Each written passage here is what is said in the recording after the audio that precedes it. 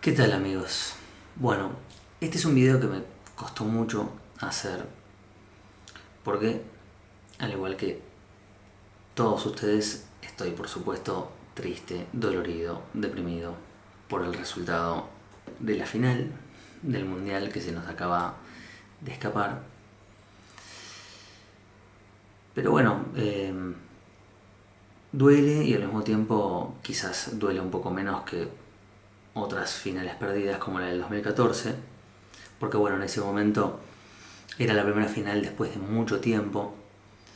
Veníamos de una sequía muy larga y que se mantuvo después de eso también unos cuantos años más, pero además había costado tanto llegar a la final y en el pico de Messi que parecía que se nos escapaba para siempre, como que nunca, si en ese momento no lo veíamos a Messi levantar la copa, no lo íbamos a ver nunca, jamás a Messi hacerlo. Entonces en ese momento nos dolió mucho. Luego, bueno, por supuesto, pasó lo que pasó en Qatar 2022, que lo vimos a Messi levantar la copa y entonces, bueno, en cierto punto teníamos la tranquilidad de que el fútbol que le debía una a Messi por fin había cumplido y Messi lo había podido levantar, entonces, bueno, estábamos más tranquilos en esta oportunidad, pero bueno, dolía igual por varias razones. Por un lado, porque, bueno, eso de le debía una a Messi, y si le debía dos, es la frase que usó un comercial durante el Mundial, eh, en respuesta a esto de, y yo quizás ya estoy hecho porque ya gané un Mundial, ya gané dos Copas América y demás. Y la verdad es que muy probablemente el fútbol quizás le debía dos a Messi y además, bueno, Argentina muy probablemente se merezca cuatro y ocupar el lugar de los grandes, ¿no? Junto a Alemania, Italia, Brasil. Tres parece poco para Argentina, eh, por el lugar que ocupa en la historia de los mundiales, por supuesto la cantidad de finales, siete, una sola menos que Alemania, con lo cual, de todas maneras, duele un poco, ¿no? Pero bueno, eh, ese dolor me parece que es lo que nos ha llevado, nos lleva a quizás buscar explicaciones externas que no tengan que ver con nuestro juego, como por ejemplo echarle la culpa al arbitraje, que con sus falencias, por supuesto, porque lejos estuvo de ser perfecto, eh, tuvo errores también a favor de Argentina. En este partido y también en otros partidos a lo largo del Mundial, ¿no? Esas bromas de Argenfifa, todas las cargadas que nos han hecho los argentinos a lo largo del Mundial, como que estaba arreglado y amañado para que lo gane Argentina. Bueno, aquí ven la prueba de que no. Eh, pero bueno, de la misma manera, tampoco ahora que nos tocó perder, debemos los argentinos agarrarnos de eso mismo, de lo que se nos acusó, agarrarnos de eso como para este, explicar la derrota en la final. Este, y entonces al no poder explicarlo, o sea, no caer en, quiero decir, no caer en teorías conspirativas, eh, al mismo tiempo, y bueno, y al no poder explicarlo a través del arbitraje, es fácil entonces querer recurrir a otra explicación interna que es se equivocó Scaloni en la formación, se equivocó con los cambios, o echarle la culpa a los jugadores si se quiere, esto de no pusieron huevo, no jugaron mal, o estaban lesionados, o estaban esto, ¿no? Bueno, sí, había un desgaste natural, por supuesto, de muchos partidos, en algunos a Argentina le tocó ir a la largue, tenía más desgaste que España. Además este fue un mundial más largo que otros porque tuvo una instancia adicional que es 16 avos. Entonces, en general, la verdad es que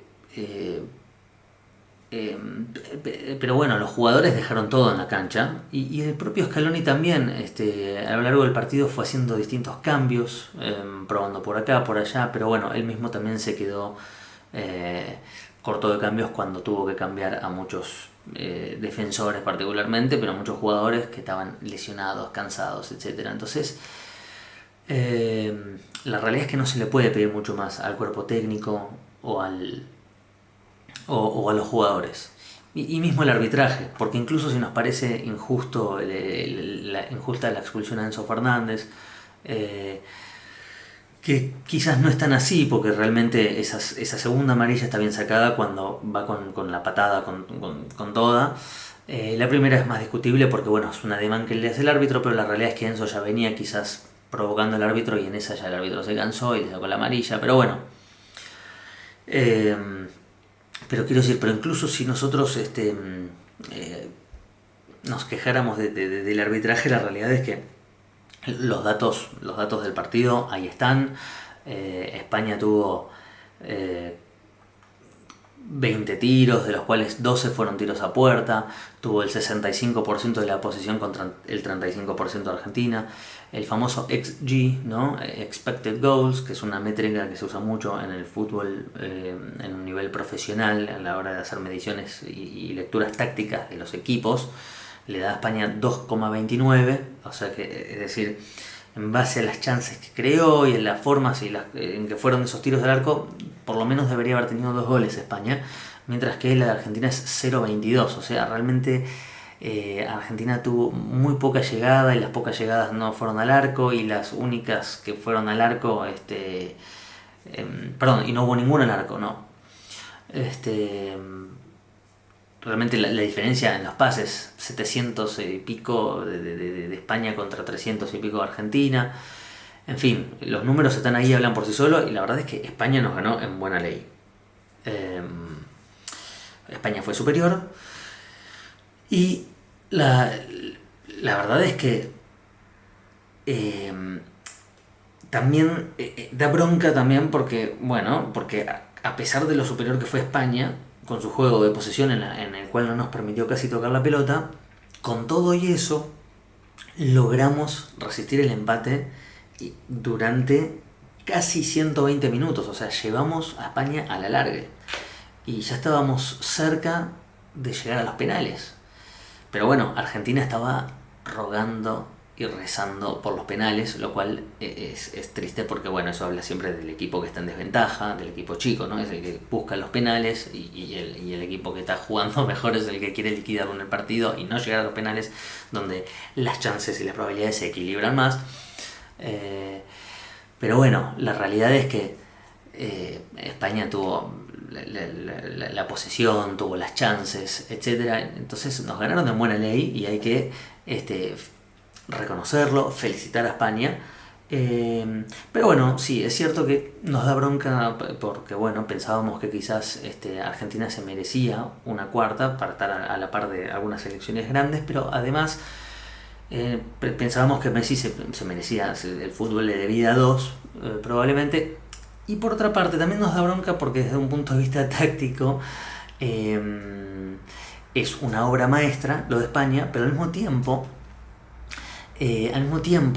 es una forma horrible y espantosa de ganar, ¿no? O de jugar, que es esta cosa de la posesión, o sea, es muy efectiva en realidad, ¿eh?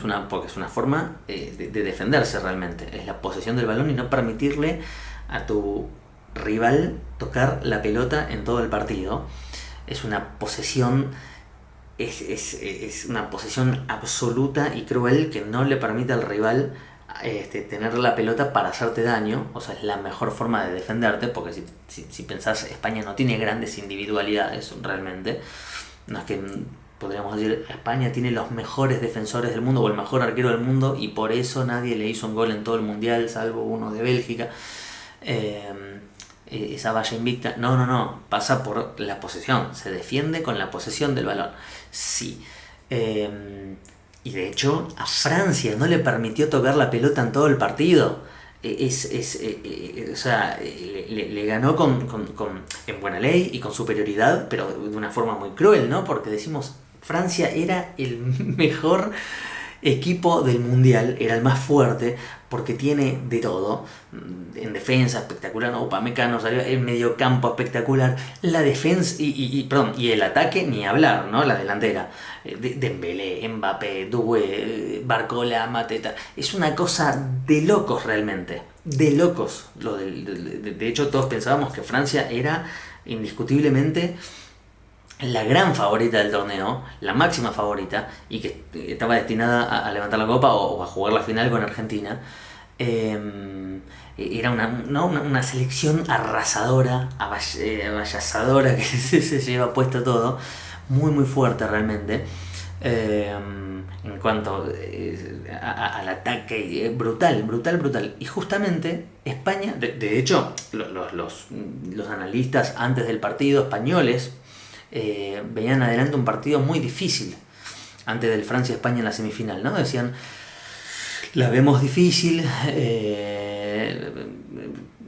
quizás, o sea, va a ser un partido parejo, pero es más probable que gane Francia, aunque igual, pero bueno, pensábamos quizás posible una victoria española, pero con una victoria ajustada en cualquier caso, si lo lograban.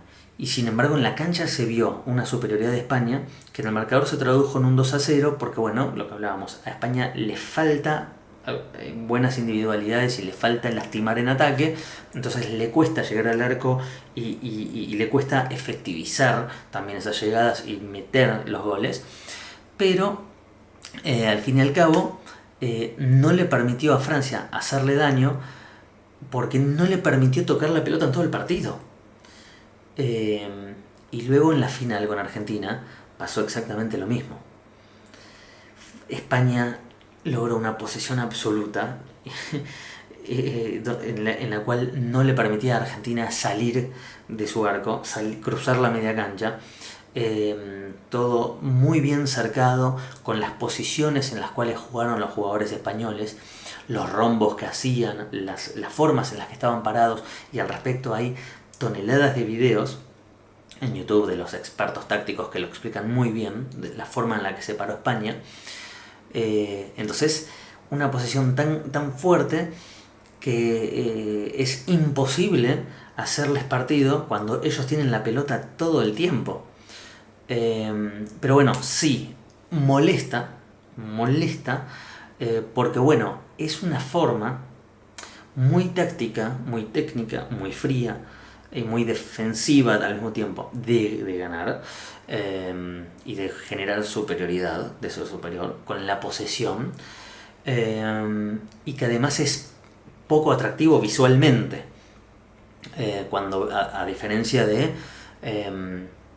los partidos un poco más desordenados, con muchos goles, como fue el tercer puesto Francia-Inglaterra, pero que bueno, muchos lo considerarán tácticamente inferior, porque bueno, había mucha disputa de posesión y también mucha corrida de un arco al otro. En cambio España juega de forma más fría, más pausada y con esa posesión. La verdad es que, bueno, muchos dicen ganó el antifútbol, pero bueno, jugar a la posesión es una forma de jugar al fútbol, porque bueno, no estaban jugando a otro deporte. Pero la verdad es que sí. Pero al mismo tiempo les voy a decir, no es que sea un equipazo, sino que tácticamente estuvo muy bien pensado y muy bien diseñado el esquema, y nos ganaron muy bien. Pero claro, sí, carece de grandes individualidades y no es la España de la generación dorada del 2010, por supuesto, con esos grandes nombres.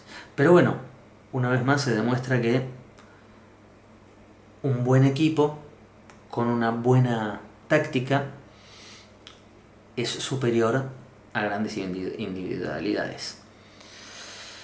En fin, yo creo que como argentinos tenemos que estar orgullosos de que llegamos hasta la final. 2 finales consecutivas no es poco.